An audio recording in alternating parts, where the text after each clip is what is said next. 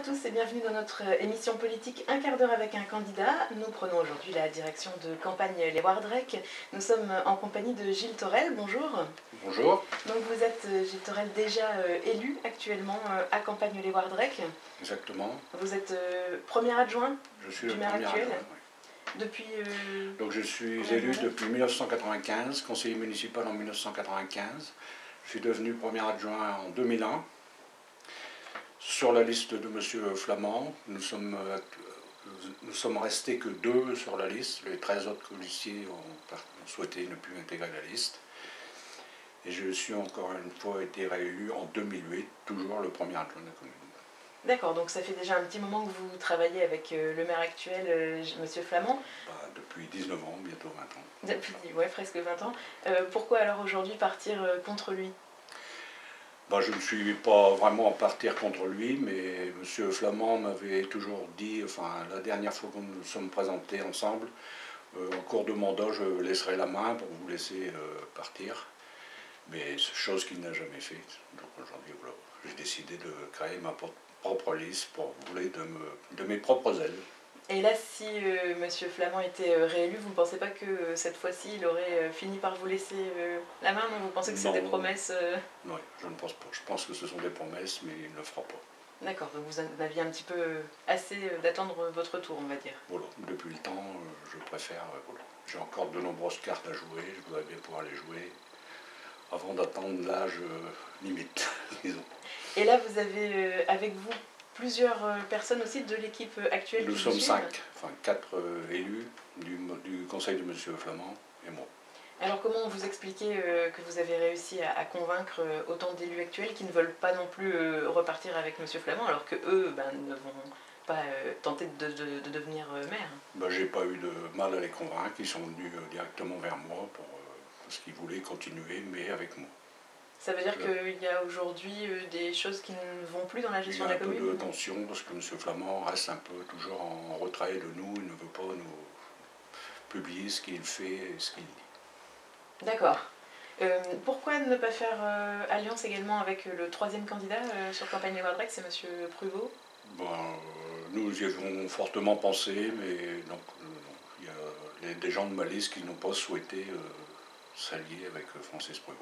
Mais quoique maintenant, on ne sait pas ce qui peut arriver plus tard. D'accord. Vous ne fermez pas complètement la porte? Non, je suis bien copain avec Francis Pruvot et de toute façon, nous travaillons ensemble. D'accord. Donc là aujourd'hui, bon, vous parliez de quelques tensions, mais c'est pas vraiment un combat de personnes. Il y a quand même encore des relations entre tout le monde, entre les différentes listes, et tout le monde pourra éventuellement travailler ensemble après les élections. Ah oui, tout à fait. D'accord. Qu'est-ce qui fait alors la différence, Gilles Torel, entre votre liste et les autres projets des autres candidats? Parce qu'on a un petit peu l'impression que sur la commune, bon c'est pas une grosse commune, campagne Les Wardrec, forcément tous les candidats mettent un petit peu en avant les mêmes projets, c'est l'église, c'est l'assainissement. C'est sûr que nous avons les mêmes projets à peu près. J'ai entendu les projets de Francis Pruvot sont exactement les mêmes que moi. Ceux de M. Flamand seront, je suppose, à peu près les mêmes, puisque les projets sont déjà presque, je dirais, dans les cartons, puisque je les ai déjà mis en route avec lui. Donc ce sera automatiquement presque les mêmes problèmes, sauf plus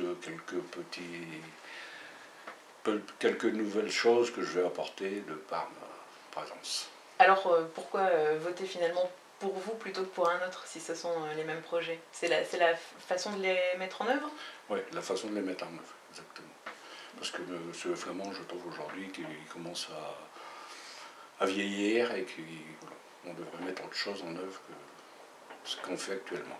Vous pensez également, comme M. Pruvot, que M. Flamand a fait le mandat de trop? Celui qui se termine? Oui, peut-être le mandat de trop, et c'est dommage qu'il veuille encore en faire un.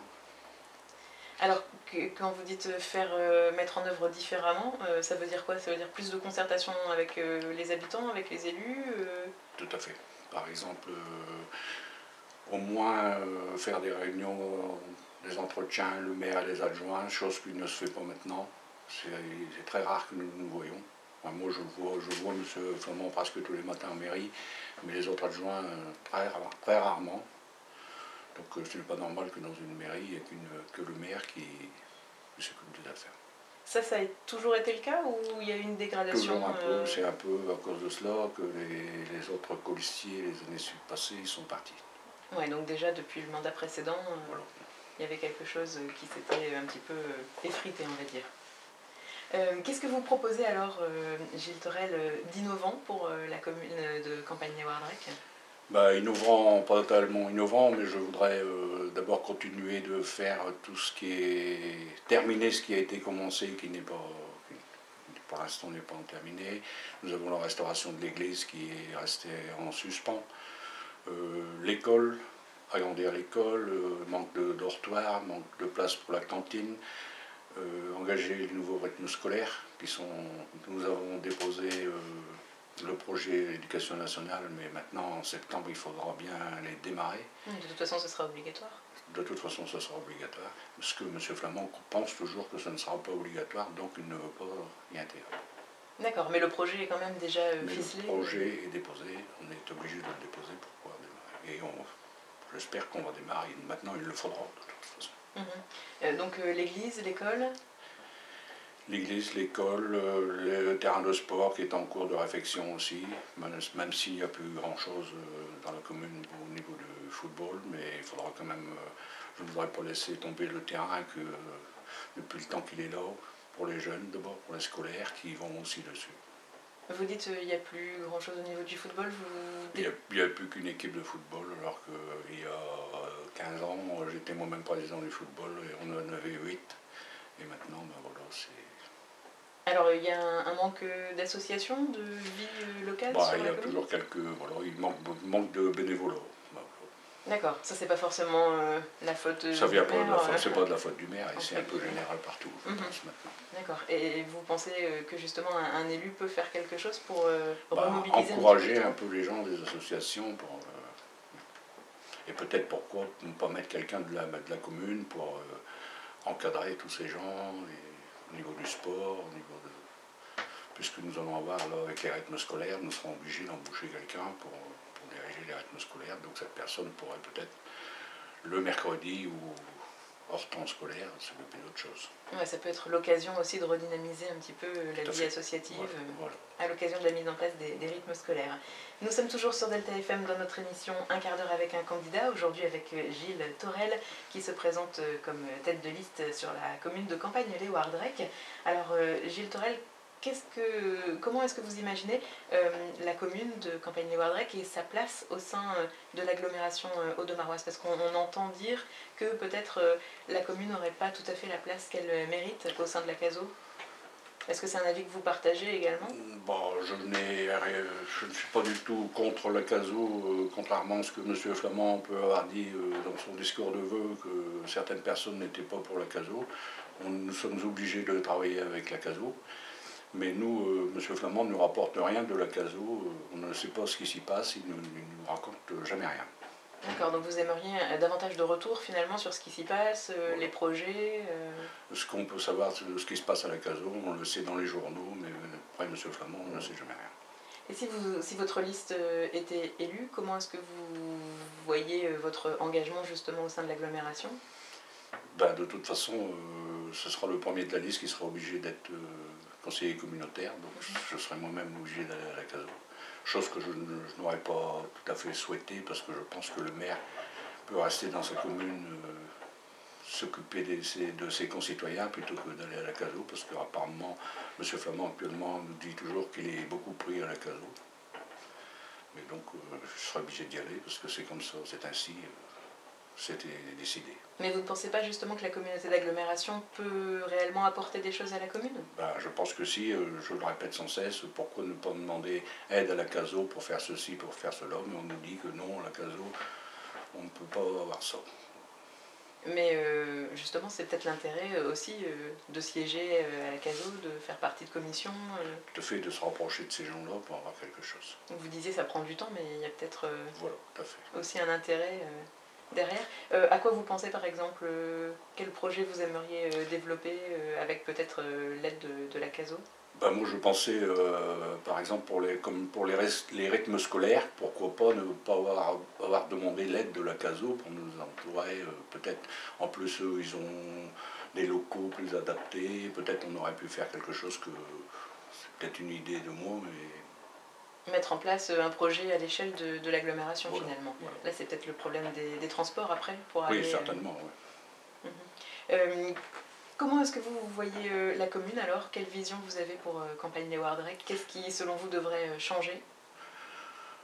Bien, il faudrait changer la façon de vivre, je vais dire, dans la mairie déjà d'abord, évoluer un peu plus, se remuer, ne pas, quand les gens demandent un rendez-vous, les recevoir et parler aux gens, les écouter. Donc ça c'est au niveau des élus. Voilà. Et sur le reste de la commune, la rendre peut-être un peu plus dynamique? Dynamique, de par les associations, créer plusieurs... Bon, il y en a déjà, mais bon, on peut améliorer, avec les fêtes, les parents d'élèves, enfin tout le monde peut se grouper et faire quelque chose de bien. Quel type d'animation vous aimeriez? Vraiment une grande fête ou plutôt des petites périodes? Plutôt des petites fêtes, rester au niveau chaque association organise sa petite fête et tout le monde participe. C'est quelque chose qui existait avant? Quelque chose qui existait il y a 20 ans, oui. D'accord. Et alors ça s'est perdu finalement? Voilà, genre, je dis par le manque de bénévolat, puis pas tellement d'appui derrière au niveau de la commune. Gilles Torel, on parle aussi beaucoup dans cette campagne municipale des préoccupations principales finalement des habitants. Il y a aussi l'emploi et puis par exemple les commerces de proximité, notamment dans les petites communes. Est-ce que vous pensez qu'un élu, vous si vous deveniez maire de la commune, vous pourriez faire quelque chose sur ces deux domaines? Oui, tout à fait. Je pense qu'on peut aider, selon nos moyens, les petits commerces à se développer. Alors comment? Nous avons déjà là, récemment un salon de coiffure qui vient de s'ouvrir. Nous avons des entreprises de maçonnerie qu'on pourrait simplement leur créer un parking, D'accord, les aider dans leur quotidien finalement, dans leur quotidien. Pour leur permettre d'accueillir plus facilement des clients. Plus généralement au niveau de l'emploi? Ben, je vous dis, les entreprises de maçonnerie, ils sont déjà des employeurs. Il y en a une qui emploie une quarantaine de personnes, donc c'est quand même important d'essayer de la garder et de la faire vivre. C'est une préoccupation, vous le ressentez au niveau local ou les habitants finalement se disent que le maire ne peut pas faire grand chose pour eux au niveau de l'emploi? Les habitants ne savent pas trop comment le maire pourrait faire, mais quand les entrepreneurs nous demandent pourquoi, enfin me demandent à moi pourquoi on ne pourrait pas nous faire un trottoir là, ben voilà, il faut savoir leur répondre et avec les moyens qu'on dispose. Et justement au niveau financier, on parlait tout à l'heure des différents projets, tout ça peut se réaliser avec les finances de la commune? Oui, actuellement, là, pour ça, je ne veux pas. M. Flamand, c'était un très bon gestionnaire, la commune a été bien gérée, aucun souci actuellement. Donc il y a une réserve, une marge de manœuvre en tout cas pour réaliser On peut travailler. quelques projets, d'accord. Pour conclure, Gilles Torel, s'il y avait un dossier, une thématique vraiment que vous souhaiteriez développer? Non, moi, je dirais simplement aux concitoyens de Campagne-les-Wardrec, votez pour la liste Gilles Torel. Vous aurez devant vous des hommes et des femmes de tous horizons qui seront à votre écoute à longueur de temps. Vous mettez en avant aussi votre expérience, j'imagine, parce qu'on l'a rappelé. Mon expérience de terrain, depuis 20 ans que je suis conseiller municipal, ce n'est pas pour rien. Je suis un peu sur tous les fronts, tous les jours, de tous les côtés. Ouais, on l'a rappelé tout à l'heure, vous êtes élu finalement sur la commune depuis 20 ans, premier adjoint depuis 2 mandats, 3 mandats? Depuis 2001, 2 mandats. Oui, depuis 2001. Et avec vous, plusieurs élus aussi de l'équipe actuelle qui vous suivent. Oui. D'autres aussi que vous avez été chercher dans la commune, vous dites des personnes de tous horizons. Oui. Des personnes de tout corps de métier, de toute raison sociale, qui sont dans ma liste. Et pourquoi ils veulent partir avec vous alors ces gens-là? Pour dynamiser le village, parce qu'ils s'aperçoivent aussi que... C'est surtout ça, pour éviter que le village s'endorme. Voilà. Très bien. Merci Gilles Torel d'avoir accepté de passer ce quart d'heure en notre compagnie sur Delta FM. Merci à vous.